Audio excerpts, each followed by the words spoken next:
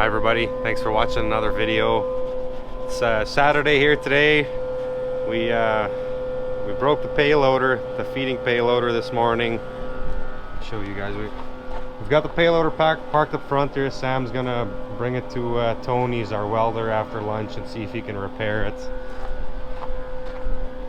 So we got this arm up here. Left side of that bracket broke off. It's supposed to connect to this here. This connects to the quick attach plate, but this is all bent up too.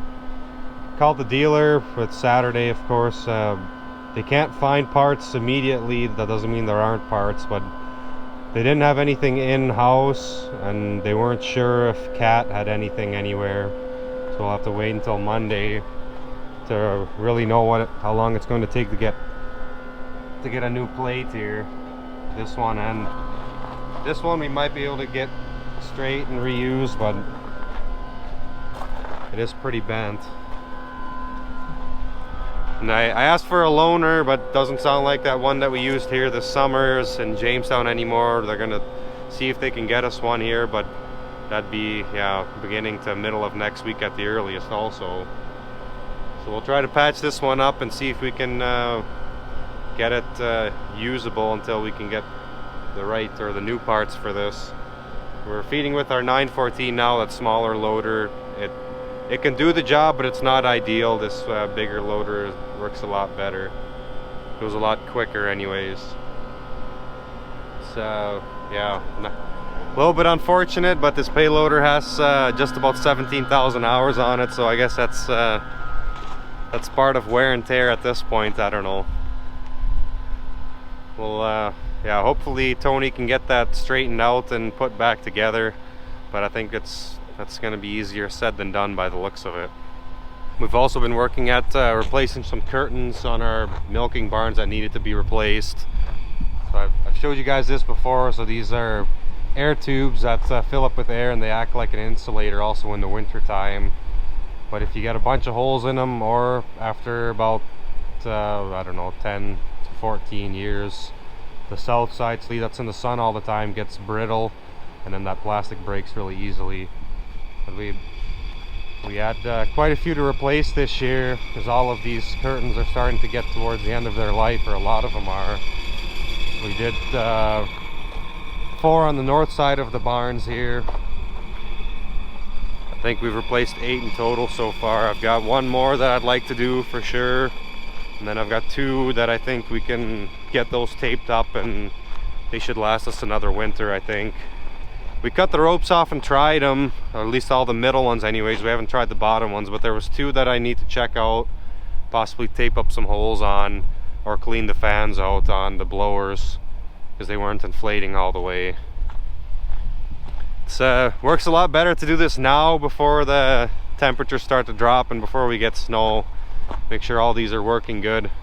The barn doesn't need to be sealed up tight, but if they don't close up now, when it gets cold, they'll open even more, because once the temperatures drop, they don't stay inflated as well as they do with warmer temps. So that's what we've been working on here the last couple days. We have 1 left to do, like I said. Maybe we'll get that done tomorrow. I'll take some filming of that if I remember to do that. It's the next day here. Just gonna start working on this last curtain here that we need to replace. I'm got the cover off there. I'm gonna pull this middle one out. We need to replace this middle one still. I'll get this one pulled out, and by the time I get this done, then Christian and Mauricio should be done cleaning alleys by the heifers and feeding calves. And they'll come help me pull a new one through.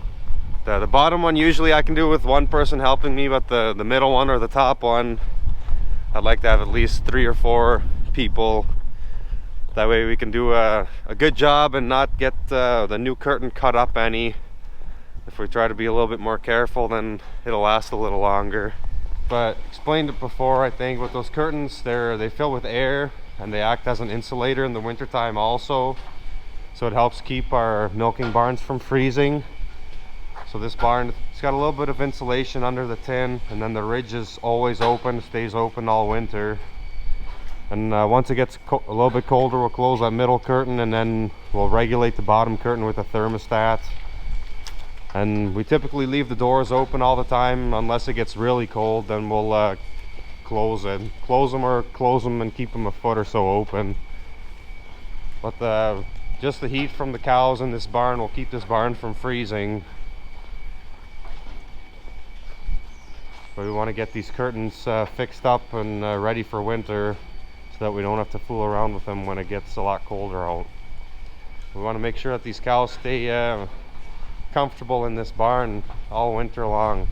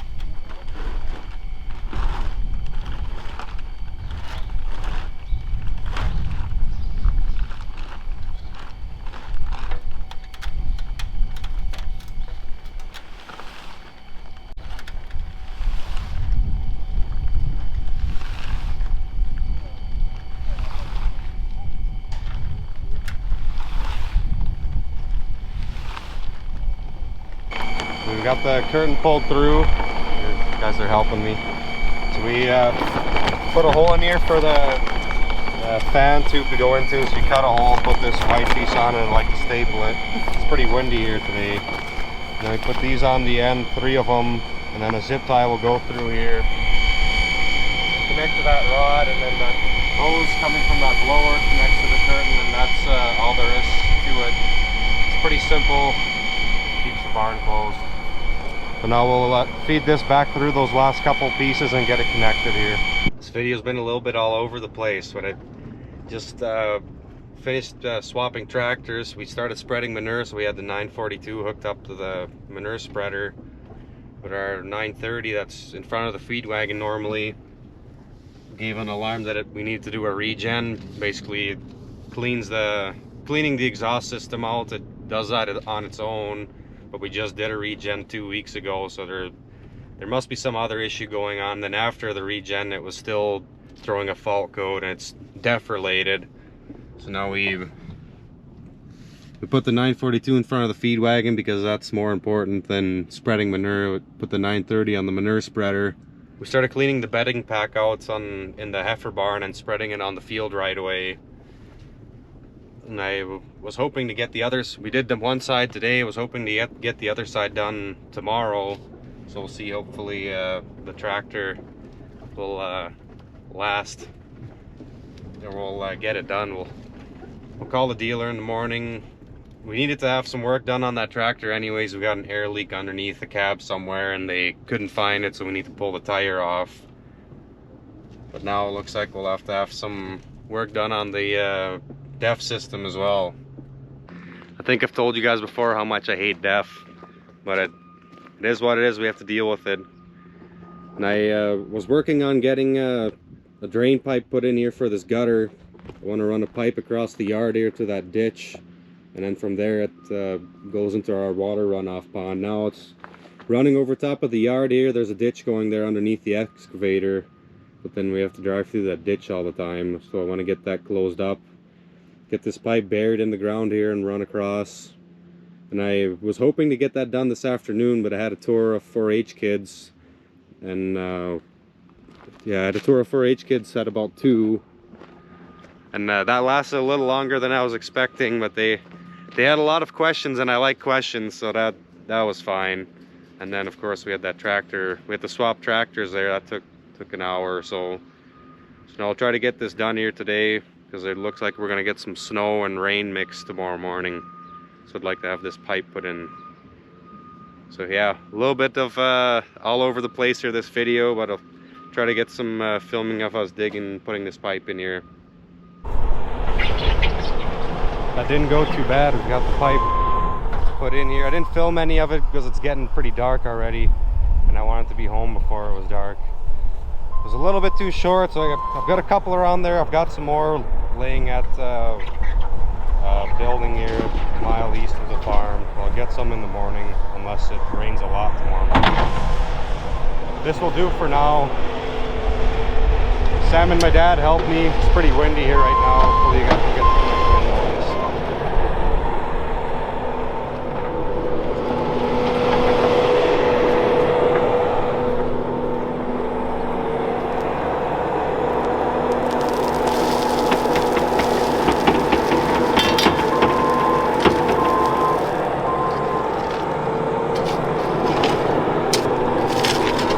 The plan is to put a hose from the gutter right to that pipe, and then the second pipe to the south there, we'll cut that off at ground level, and we can catch any rainwater on the ground that it doesn't have to run across the driveway here.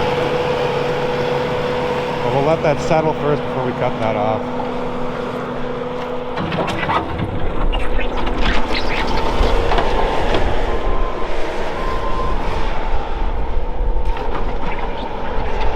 It got really windy all of a sudden.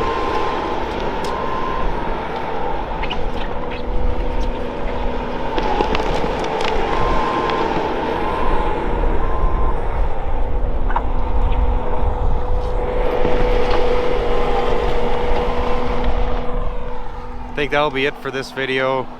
Appreciate you guys watching, and hopefully we'll see you in the next one.